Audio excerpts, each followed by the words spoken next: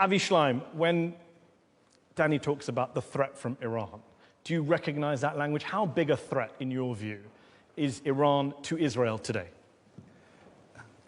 Iran is not an existential threat to Israel, but it is a strategic threat. Now, let's compare the records of these two countries. Iran has never attacked a neighbor.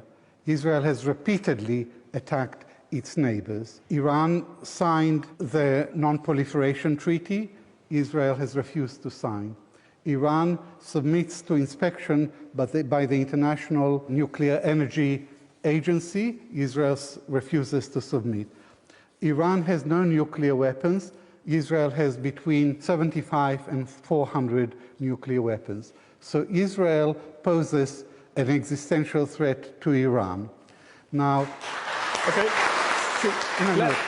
briefly, and then I have one more point to make.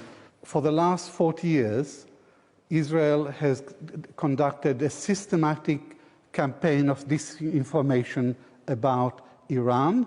Why the lies? Why the double standards? Why the hypocrisy? Professor Shlaim, can you say this in a straight face? I cannot believe it. If you look into details, Israel, right, has been in existential threat ever since its re-establishment, and it was re-established in 1948. And as an historian, I'm sure you will agree. Israel, only out of self-defense, is defending itself, and Israel has never, ever threatened another country. Israel has attacked its neighbors, not in self-defense.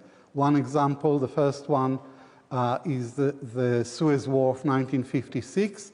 It wasn't a war of self-defense, it was a colonial conspiracy to attack Egypt. Lebanon, 1982, was most emphatically not a war of self-defense, it was an Israeli invasion of Lebanon.